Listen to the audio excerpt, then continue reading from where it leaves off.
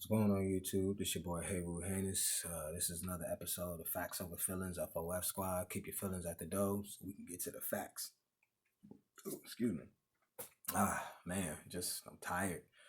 I have to do this stuff late because my son is keeping me up. And like I said, shouts out to all the brothers and sisters who taking care of your children, man, investing into the next generation. I mean, because it's difficult. We're at odds with one another. They've destroyed the family unit, the survivor unit, as Dr. Francis Gross Welsing termed it.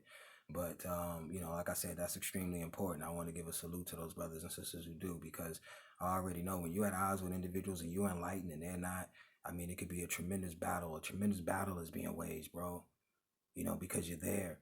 And, from what I've been seeing, how people have been characterizing it in the conscious community has definitely been making me upset, because you have people saying, oh, it's ultra feminism and, they're going to the extreme, they're extremists. And then you have brothers who, display some sort of toxic masculinity, as they call it. And this is where they're at odds. They feel like the woman is trying to do the man's job and this, that, or the other. That is not the case.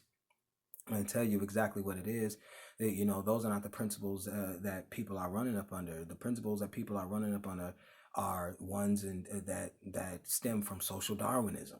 Okay, we already know who Charles Darwin was. Charles Darwin was some idiot who wrote, Origin of the Species in 1859. And then there was a guy who was a firm believer in what Charles Darwin was talking about, and his name was Herbert Spencer. He was a philosopher, and he's the one who came up with the term survival of the fittest. This is one of the reasons why we have this dog-eat-dog attitude, pull yourself up by your bootstraps, F you, pay me, attitude towards everybody, because that's the attitude that is conducive to capitalism, period. An attitude of helping each other out doesn't work in a capitalistic system. You must understand that. So it is social Darwinism at work, which is crazy, because we don't subscribe to coming from monkeys, as which was stated in this book. But what we will subscribe to is this idea that we should have a laissez-faire attitude toward economic development, on the individual level. We don't care if the other person next to us is down and out in the dumps, generally speaking. And because of that,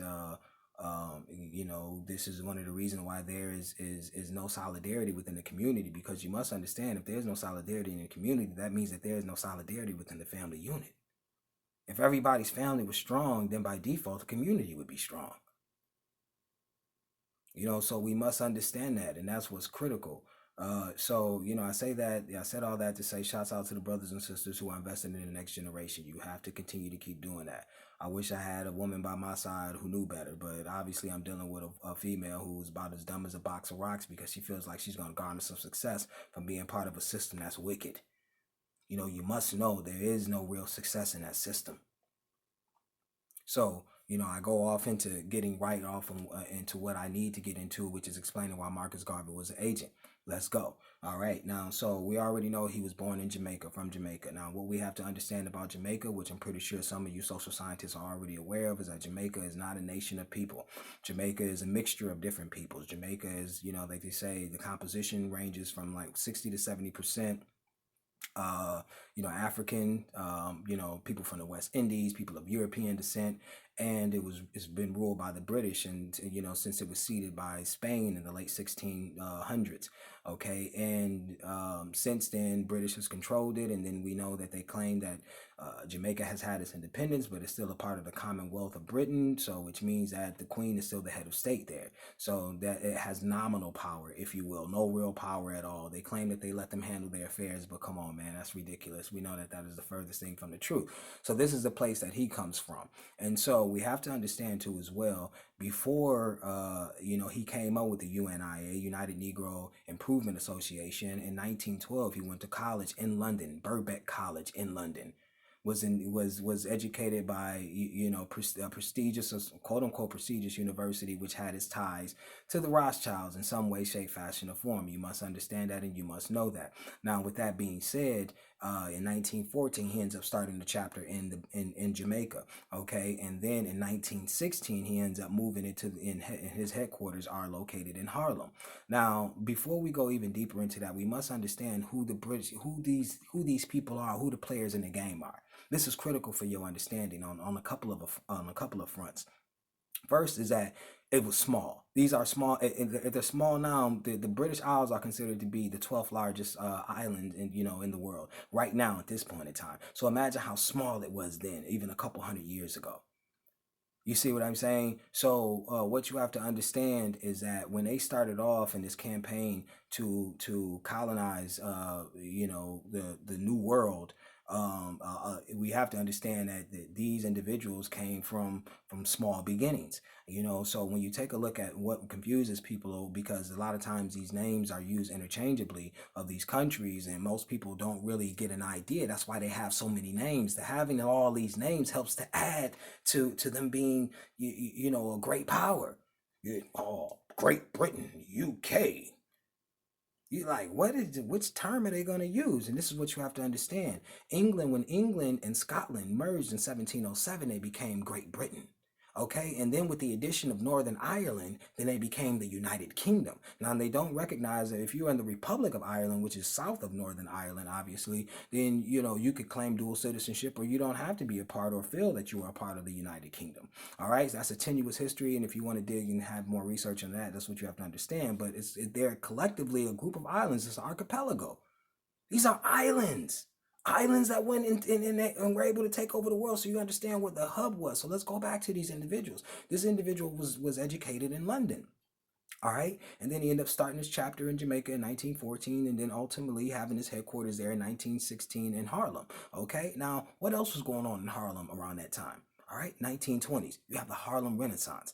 Now you have all these figures centered in this location, and I'll tell you the reason why. Now, also individuals from the NAACP and people who helped to start the NAACP, a co-founder, if you will. But we already know there was the Jews behind starting the NAACP, but that's a whole nother matter.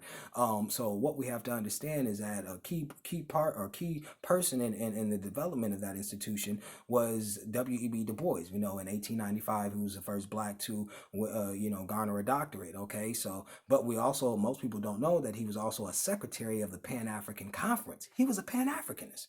He was an immigrationist. And he didn't like Garvey because he thought Garvey was an agent. And I'll tell you why. Now, so like we said, we know that he was educated in London. Now, we know that he was fraternizing with individuals as well in Harlem, and those individuals go by the name of A. How do you think they knew about, or A. Philip Randolph was able to so-called, quote-unquote, snitch on Marcus Garvey? They were all in the same places. They just grew envious of one another. They were all in the same place. That's where A. Philip Randolph was. He was in Harlem too as well, because he had came up. There was three, pamphlets that were circulating within Harlem, because Harlem was actually a literary movement. Most people just remember it for the Apollo and the Cotton Club, but you have to understand it was a huge literary movement. And three of those papers were The Crisis, The Messenger, and The Opportunity. Now, The Crisis, W.E.B. Du Bois was writing for. The Messenger is what A. Philip Randolph came up with. And we have to understand that A. Philip Randolph was a homosexual. You understand what I'm saying? And who was his understudy? Bayard Rustin, which was an open homosexual. Now, side note, Bayard Rustin in 1953 got convicted of having sex with two white men in a parking lot outside. He got convicted of lewd vagrancy. Now, what's interesting is the Washington Post just recently stated that his name needs to be absolved of this act because it puts a blemish or tarnishes his reputation, and it does him a disservice in terms of how people see him or view him, because he was such an integral part of the civil rights movement. This is critical in our understanding, because we also must understand, like, he was A. Philip Randolph's understudy, and A. Philip Randolph was threatening Roosevelt to start a March on Washington in 1941, which he ended up being the director of the March on Washington in 1963, with Bayard Rustin also being a key contributor to that, and the organizer, who was what? The key advisor to Martin Luther King, or Michael King, if you will. You understand what I'm saying? That's what you have to understand. They were all homosexuals. Now, who was also critical in that literary movement, who was also an open homosexual? Langston Hughes. These are the people who came up with the term the new Negro. These are the ones who revolutionized. And then this is how the concept of African American came into play, through individuals who had, created the NAACP, and also in conjunction with what Garvey was trying to do. But Garvey had something much more sinister in mind. And this is what W.E.B. Du Bois was against, because he understood and he knew who Garvey was working for. All right. Now let's go back just a little bit further. Now there was a movement started by the American Colonization Society. So we must remember, this is nothing new. What Garvey was doing, white folks was doing before him. Now in 1820, between 1820 and 1843, now remember those days, mind you, the Civil War wasn't until 1861, which they said was slavery was the catalyst for the war. All right, but during 1820 and 1843, you're trying to ship blacks to Liberia. All right, this is interesting. Now, what's interesting about this is that 4,500 blacks or so go to Liberia. Now, in recorded history, it's the most devastating migration on record because 4,500 individuals went, right? And only 1,500 survived after 23 years. Now, they say that happened due to disease, tribal warfare, and of course, America was still battling with other colonial powers such as France and, and French Guinea, and then you had Sierra Leone. So you had Europe and France that, the United States had to worry about, right? Okay, but they were still sending individuals over there. Now, this is incredible because let's backtrack even further. Or not backtrack, yeah, a little bit of that. 1790 is the first national consensus. Okay, just for that, just so that you know that that's when they were keeping track and they were really about making sure that they numbered everything. All right, and around that time, what you have to understand is what they estimate is that during or before the Civil War, 12% of the population in the South were mulattoes. All right, so they were sending these mulattoes over into Africa. Most of them were Protestants. They carried all of these American values, so to speak, but most of them were Protestants. It's the reason why now, even up to this day, 70 to 80% of Liberia are Christians. Okay, but most of them went over there and they were termed the Americano-Liberians. All right, make up less than 5% of the population, but controlled the whole system, controlled the land. You understand what I'm saying? That's what you have to understand. So they went through proselytizing these individuals or trying to, obviously get them to become Christian, which they were successful in doing, but they also maintained an iron fist type of control, totalitarian type of government was being ran there. And they cared nothing about the indigenous people there, nothing at all. And if you would have came there, you would have suffered the same fate. And we know that from the future of Liberia now to this day. But we digress off of that. When we, what we were saying was that, okay, when we take a look at between 1820 and 1843, we see devastating consequences of those who went over there to migrate. And now, but they still didn't give up. So what they do is they educate and get this figure who, because they felt at that time this would be one of the best solutions. But we know that it's always the overplay for the underplay. What they wanted blacks to go over there to do was to spread Christianity, because at that time they didn't come up with the right technology or skin lotion, if you will, in order to stay out in the sun. Because remind you, this is close to equatorial latitudes. All right, so they needed individuals who thought like them, but who looked slightly different, but who could also be a part of the group that they were trying to dominate. Because it's critical. What's critical in establishing differences is if those differences can be physically seen. You understand what I'm saying? So it's easy to tell the difference between a mulatto and a black. That's easy. You understand what I'm saying? And that's what accounted for the great division there too as well, because the mulattoes accepted the privilege that they were given by their masters. They loved what they were doing. You understand what I'm saying? So you fast forward and you have this movement being started by Garvey for to immigrate or to repatriate these new colonies, if you will, because they were not concerned about and so I shouldn't even use repatriation, because this was not where you were originally from. They just used it as a general term because you were just going back to Africa. They weren't trying to bring you exactly back to where you were from, and they didn't even know that. They weren't even aware of that. You understand what I'm saying? They were trying to get you to colonize Liberia. But anyways, you also, which is very interesting, you have what was called the Republic of Maryland. The Republic of Maryland, which is interesting, it is what it sounds like. The state of Maryland had their own colonization society, their own group of mulattoes who they also sent out there, but it began to be absolved and then essentially became known as Liberia. You understand what I'm saying? So it was the colonization societies behind the first migrations to Liberia before Marcus Garvey. You see what I'm saying? And then they educated him in London. They wanted to do the same thing. They got him back and trained him, gave him helped him to start his chapter in Jamaica. And then he migrated over to to Harlem as his headquarters. And then, like I said, simultaneously you had the NAACP with the revolutionary concept of the new Negro being put into place. And all of a sudden, who coined it? The Harlem Renaissance. We know that this was something that Europeans and the powers that be were pumping because they needed to nationalize you. This is where the African American came from. But you have to understand, if you know history and you're a social scientist, you understand the 20th century was about nationalization because you had a ton of immigrants. You had the Irish, you had the Germans, you had all of these individuals who still had strong ethnic ties. And the America needed them to absolve themselves of that mentality and buy into being American. So they did you a slick little way of, but then also those who they felt were unruly, they would get rid of, because if they knew you was an individual who was ready to go back to Africa, you were somebody who was going to cause problems here. And this is why after that disastrous attempt to go back to Africa, most people were not entertained by it. Mind you, Malcolm X's parents were also Pan-Africanists. They also were followers of Garvey. You know what I'm saying? But most people, fell out of love. Like he said, after he went back to Jamaica, after he was released from prison, after they commuted his sentence, it was hard for him to keep the UNIA chapters together. So it dissolved itself. And then where did he go back to? London. All right, you take a look at Frederick Douglass in 1845. He wrote his book, The Narrative of the Life of Frederick Douglass. Okay, that caused him to get a little heat because he named all of his slave masters. Okay, so he got hot off of that, and people started to look for him. The wrong people. He attracted all of the wrong people, and what happened was, alongside that, he was involved in planning an insurrection or rebellion, which caused him to flee America in 1860. All right, and where does he go? London.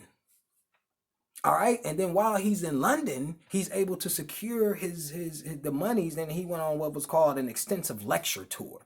All right, but he was able to secure money from the who we know who gave him money, and then sent him back to the States, which in turn he became an integral part of the Republican Party. Now we've already talked about the Republican Party never really switching members, just switching political stances, if you will, because the Republican Party was for big government at that time in the 1860s and 70s, when it was about Western expansion, when about to build the transcontinental railroad, when it came to national tariffs or creating a national currency, and the Homestead Act, all of that. That's what they were behind, and it took government money. It took big government to help big business and help business get big. But soon as the New Deal came around in the 1930s, they switched their plan. They're like, oh, we don't want big government no more. We want government to be small. We don't want government to be in all people's business. Then it came out. Then of course that was accentuated by we said Herbert Spencer's idea of survival of the fittest. Let the poor be the poor, and all this. So they start switching their rhetoric up. All right, that's what you need to know. But we digress off of that. The whole point being is that it was a game, and this game was being played by their agents. Now, it's important to understand that we knew that it was a game, especially for Frederick Douglass. Now, look, he gets a lot of power. He becomes like the ambassador to Haiti. Now, this is also a side note, a very important one. Haiti, Sierra Leone, and Liberia were the only free colonies, supposedly in European history, that, that were started by slaves, from free slaves, where slaves were able to pronounce their freedom, if you will. Now, these are some of the most war-torn areas to date now. We know this. But these were the areas they were trying to get you to migrate to, specifically Liberia. You understand what I'm saying? But, back to Frederick Douglass. Frederick Douglass, we know that he was definitely influenced by his time in London, because what do we know? We know in 1882 that his wife ended up dying. In 1884, he ended up remarrying. Who did he end up remarrying? A white woman, Helen Pitts. Okay, like I said before, when Garvey when Garvey ended up dying, where did he go? He didn't go to Africa. He died in London amongst his peers. At least W.E.B. Du Bois, who was a Pan-Africanist to the heart. I didn't agree with most of what the things he said. I do tout him as one of a great intellectual mind. Souls of Black Folk was amazing. It was a great read. But at least he died in Ghana. You understand what I'm saying? He knew Garvey was an agent. He knew because, like I said, if you take a look at the history now, take a look at the history of Liberia. Go through the history of Liberia. It's a war-torn area now. You understand what I'm saying? With Christians there, it's just ironic that wherever Christians are, it's war. The America claims to be a Christian nation, and it's always wars popping up here, left and right. You have to understand that. And I will show you an example that it's always war, and you have to be wary of their terminology, because quickly, you can have them say, I sent 5 Marines in to kill Osama bin Laden. That was a very important part of the war. So 5 people go in to kill 2 or 3 or 4 or 5 people. That's an aspect of war. But then you have something like the um, let's say the riots in 1863, when the Irish, primarily the Irish, it was riots in New York City where they were rioting against, the draft. It was called the draft riots, okay, of 1863. Now, the Irish didn't want to go to war. They didn't feel no need to go to war. They thought that was somebody else's war. Okay, who was the one to calm them down? We'll get back to the Germans in the second video of how you have to understand who you're dealing with. Now, the Germans were the ones to help alongside the militia to help calm it down, but it was 60,000 people involved in those riots. 400 people end up dying. Okay, that's not a war? You call that a riot? See how the terminology, how when something happens here, you don't understand or you don't get the whiff that there's always wars going on. Don't allow them to marginalize it. They can send 5 people in and kill 5 or 10 people and call that a war, and then it can be 60,000 people rioting with 400 dead, and you call that a riot simply, not a war? So I digress. The point being is that you have to understand who these agents are. Now, the thing is, like I also wanted to mention before, like you said, A. Philip Randolph, open homosexual. Bayard Rustin, who was his understudy, an open homosexual.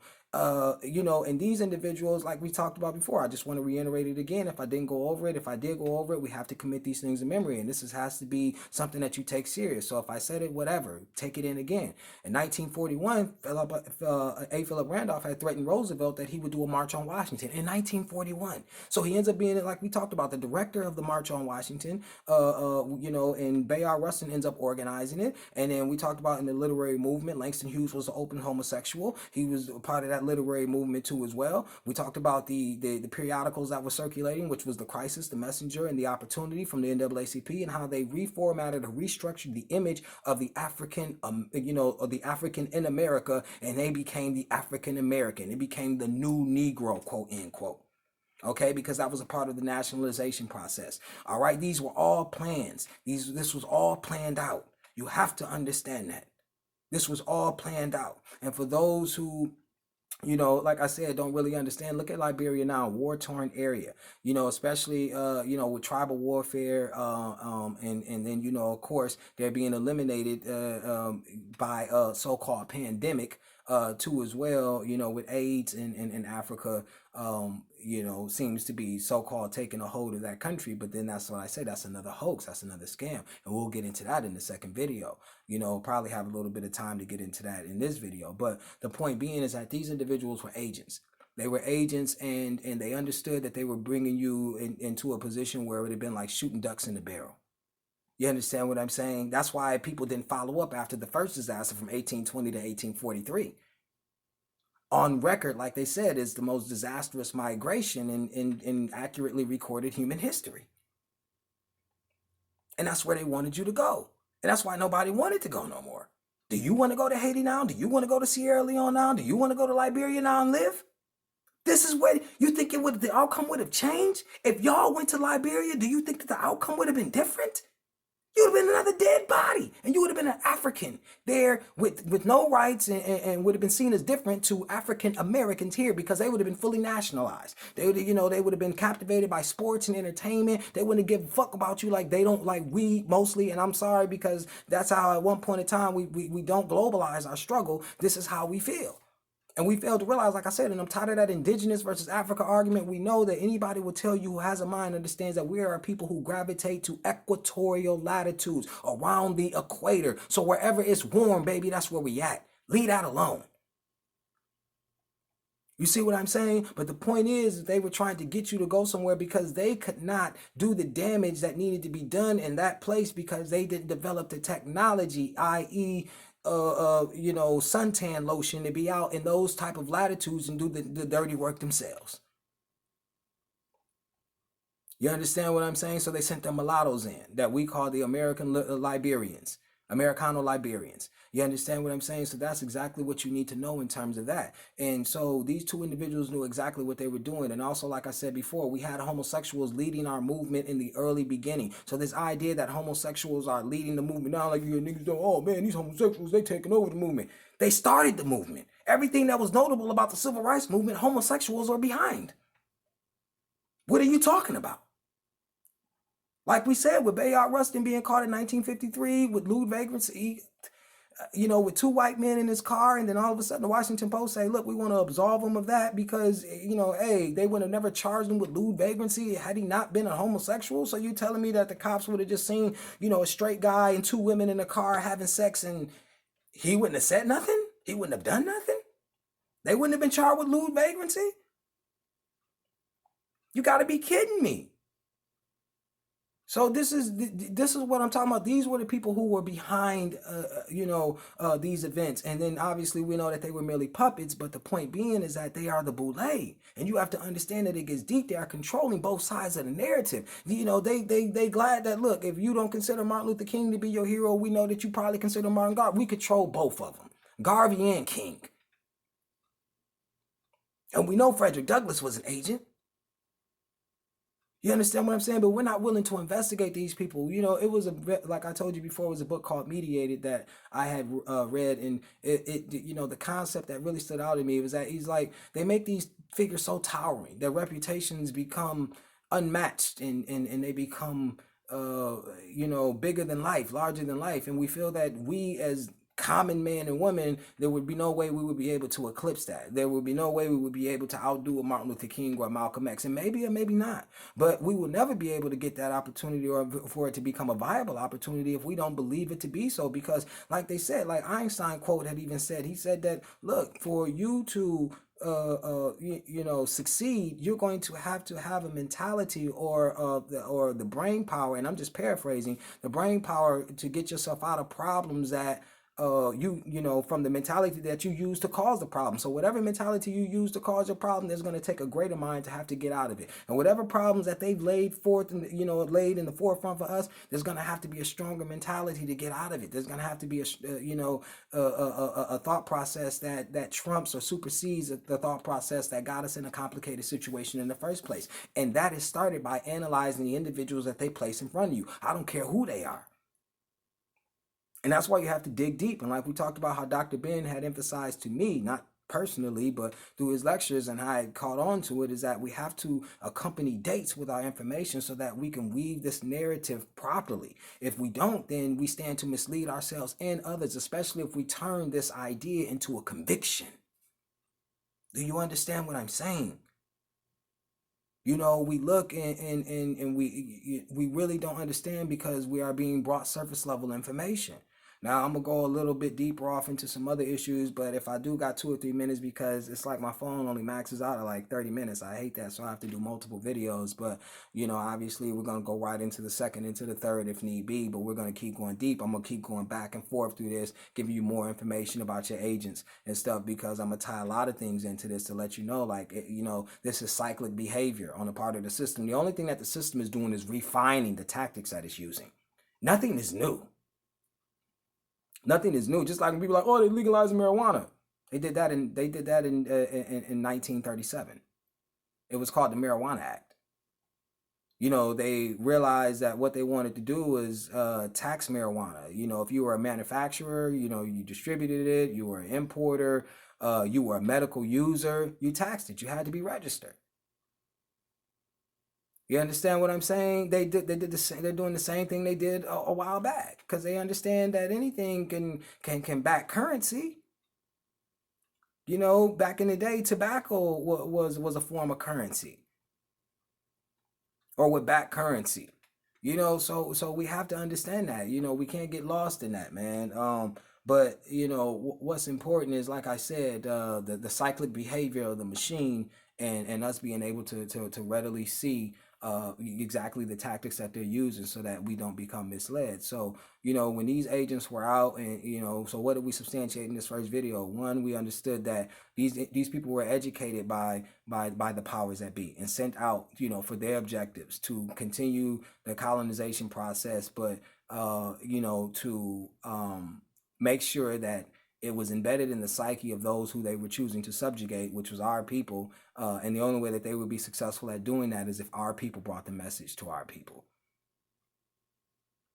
And they did, and they were successful in their endeavors, unfortunately. And they're even more successful now because we refuse to identify these individuals, because we revere them and we respect them. And most of the people who we follow now, or the people who we garner advice from, they don't choose to question these individuals either. But I do. I'm not gonna let them slide. So with that being said, we're gonna go off into the next video and we're gonna bring it right back.